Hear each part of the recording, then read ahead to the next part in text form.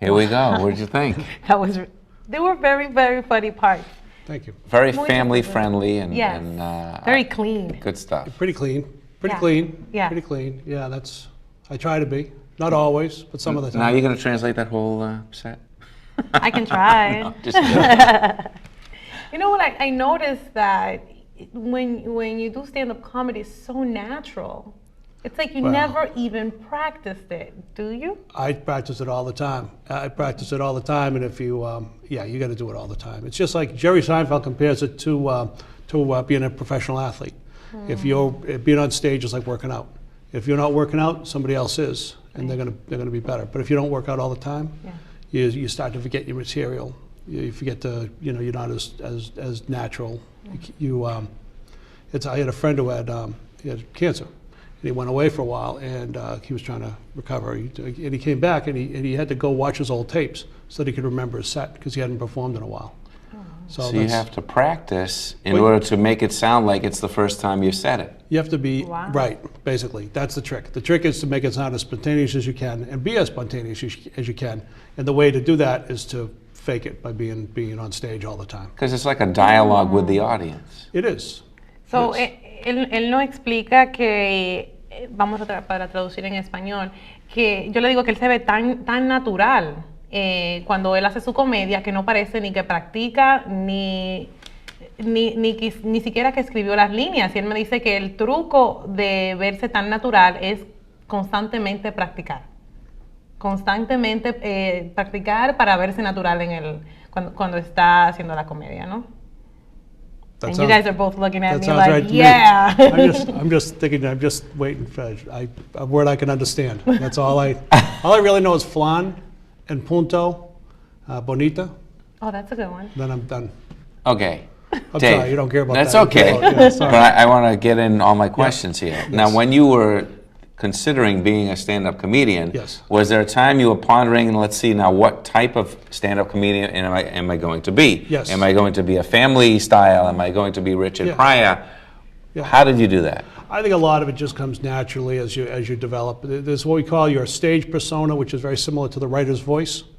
It's not necessarily who you are, but it's who you are on stage. It's who you project yourself. It's usually a part of your personality, like the happy part, or the ranting part, or the disgusted part, or whatever part you want to bring up there every night.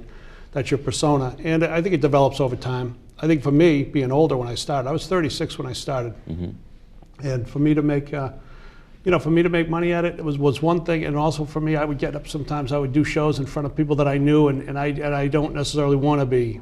Right. I want to be pretty clean, and I'm a little edgy. I mean, that was a long set, and there was stuff in the set that we wouldn't be playing at 6 o'clock in the evening. But yeah, it does lean to clean, and the reason it leans to clean, for one thing, is that it's kind of, I was more comfortable doing it that way, and also being my age, without having a lot of television credits, you've got to be clean to make a living at it. So, Leonard le pregunta que cómo él decidió qué tipo de comediante él quería ser. Entonces él nos explica que hay un proceso como cuando un escritor tiene que encontrar su voz. Él decidió que mejor él quería ser un tipo de comediante que mantendría su comedia limpia. Una, por la edad en que él comenzó, y como no tiene mucho crédito, él piensa que para hacer dinero lo mejor que él puede hacer es mantener pues su comedia limpia, ¿no? Familiar. What would be your ultimate goal as a stand-up comedian? The ultimate goal would be to have my own show on the BNN network. No, I don't know. I think my ultimate goal as a stand-up probably would be to make a good living at it. Whatever that means, and whatever that. Right now I make a living. Yeah. But I'd like to make a better living. I mean, have you auditioned for Leno or? I've auditioned for Fox. I've auditioned for Last Comic Standing. I've been on XM and Sirius Satellite Radio and a few other radio networks. I've auditioned. I brought my writing samples to Conan O'Brien, his show, and a couple of other things. I've had something into Mandalay production company, which sounds like Mandalay Industries, which is a Seinfeld thing, but it's not. It's an actual production company. And I've had things in, and just nothing's really worked out. So I'd like any of those things to work, or whatever the next thing is, I would like that to work out. we got to wrap it up because we have more from Profugos and some more roll-ins. They were great. Great isn't the words. Fantastic. Tenemos más de prófugos y le queremos dar las gracias a David por estar con nosotros. Muchas gracias por estar con nosotros. Yes. Gracias. I have no idea what you said. Where are you going to be appearing? Thank you. Thank you for coming out. I'm saying that. I'm gonna quit comedy. I'm gonna start following these guys around and be a groupie for them. Oh, that's great. Yeah, no, I'm at Manchester, New Hampshire on the last Saturday of July, and then Motley's Comedy Club a little later in the fall. We don't have the date booked yet, but probably in November, December, at Motley's Comedy Club at Chatham Street in Boston. Great. Thanks for being here, Thank Dave. you for having me. Gracias por venir.